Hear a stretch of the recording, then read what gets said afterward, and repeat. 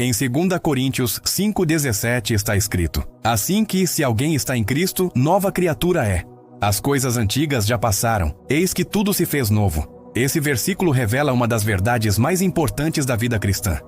A identidade de uma pessoa muda quando ela passa a viver em Cristo. O problema é que muitas pessoas continuam enxergando a si mesmas apenas através do passado, dos erros, das rejeições e das dores que viveram. Conhecem Deus, frequentam ambientes espirituais, mas ainda carregam uma identidade ferida. Senhor, eu reconheço que, em muitos momentos, permito que minhas falhas, inseguranças e experiências negativas definam quem eu sou. Existem palavras que ouvi, situações que vivi e feridas que ainda influenciam a forma como me enxergo.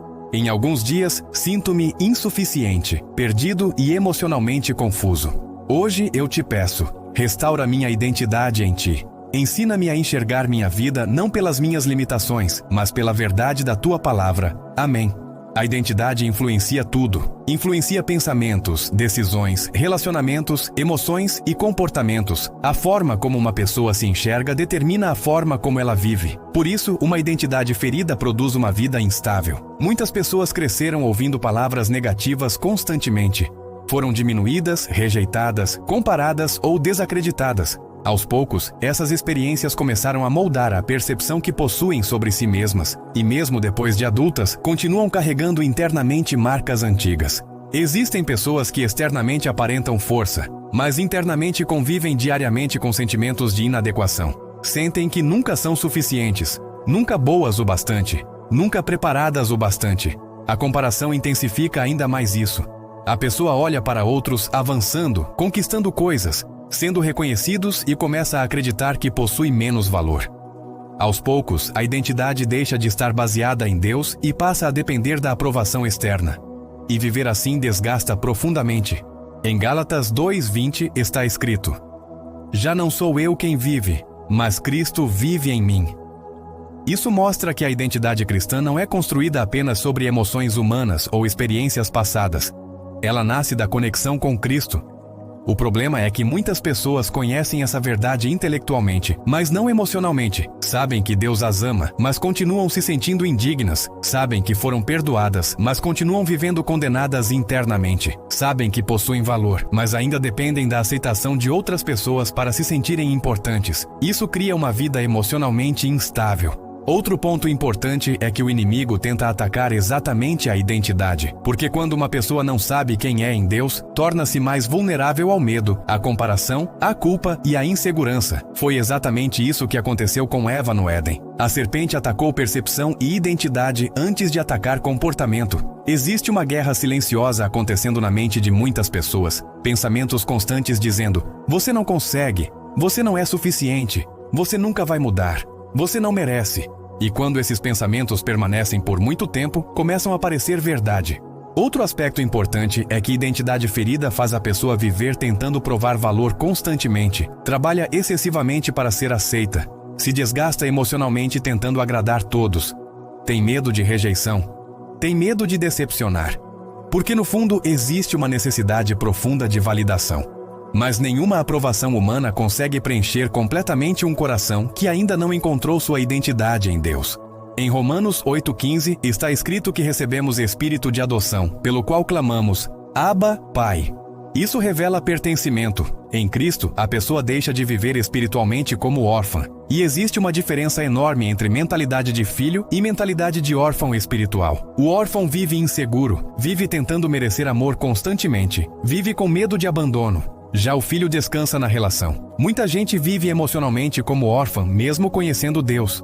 Outro ponto relevante é que o passado tenta continuamente definir identidade. Erros antigos, fracassos e traumas voltam à mente constantemente. Existem pessoas que foram tão machucadas emocionalmente que passaram a acreditar que aquilo que viveram define quem são. Mas trauma não é identidade, dor não é identidade, rejeição não é identidade. Em Efésios 2:10 está escrito que somos feitura de Deus, criados para boas obras. Isso revela a intenção divina. Sua existência não é acidente, existe propósito. O problema é que dores mal resolvidas distorcem percepção. Uma pessoa rejeitada frequentemente passa a interpretar tudo através da rejeição. Uma pessoa muito ferida emocionalmente começa a esperar abandono constantemente. Isso afeta relacionamentos, fé e até a forma como enxerga Deus. Outro aspecto importante é que identidade em Cristo produz estabilidade. Quando a pessoa entende quem é espiritualmente, deixa de depender tanto das oscilações externas. Críticas já não destroem tão facilmente. Comparações perdem força. A necessidade constante de aprovação diminui, porque o coração começa a criar raízes mais profundas. Outro ponto relevante é que Deus não define pessoas apenas pelos piores momentos delas. Pedro negou Jesus. Davi falhou profundamente. Paulo perseguiu cristãos. Ainda assim, Deus restaurou suas identidades e continuou escrevendo novas histórias. Isso revela graça. Muitas pessoas vivem presas emocionalmente ao passado porque acreditam que falhas possuem a palavra final. Porém, em Cristo existe restauração. Existe recomeço. Outro aspecto importante é que identidade saudável também transforma comportamento. Quando a pessoa entende que é amada, aceita e restaurada por Deus, começa a viver de forma diferente, não por obrigação vazia, mas por alinhamento interno. Em João 1,12 está escrito que aqueles que recebem Cristo recebem o direito de serem feitos filhos de Deus. Isso não é apenas linguagem simbólica. Isso redefine identidade espiritual. Você não é definido apenas por aquilo que viveu. Você também é definido por aquilo que Deus declara sobre você. Outro ponto importante é que muitas pessoas passam a vida inteira tentando encontrar identidade em conquistas, relacionamentos, aparência, dinheiro ou reconhecimento. Porém, tudo isso é instável. Quando essas coisas mudam, a identidade desmorona junto. Mas identidade em Cristo permanece firme mesmo quando circunstâncias mudam. Existem dias em que emoções oscilam, dias em que a insegurança tenta voltar, dias em que antigas vozes internas reaparecem. E é exatamente nesses momentos que a verdade da palavra precisa ser mais forte do que os sentimentos, porque sentimentos mudam. A verdade de Deus permanece. Se essa palavra está falando com você agora, se durante muito tempo você viveu tentando encontrar valor na aprovação das pessoas ou carregando marcas profundas de rejeição, segue o canal e compartilha com alguém que também precisa descobrir quem realmente é em Deus. Tem muita gente vivendo sem direção porque ainda não encontrou sua identidade espiritual. Voltando à reflexão, identidade em Cristo não elimina completamente batalhas emocionais, mas muda a forma como elas são enfrentadas. A pessoa deixa de lutar para provar valor e começa a viver a partir do valor que já recebeu em Deus. Outro aspecto importante é que Deus continua restaurando áreas quebradas dentro das pessoas. Algumas feridas levam tempo para cicatrizar emocionalmente. Porém, Deus trabalha profundamente. Nada está perdido para Ele. Outro ponto relevante é que a presença de Deus reorganiza a percepção. Quanto mais proximidade existe, mais o coração começa a enxergar a si mesmo de maneira saudável. A vergonha perde força, a culpa perde domínio, a rejeição deixa de definir identidade. Porque Deus começa a ocupar o lugar das antigas vozes.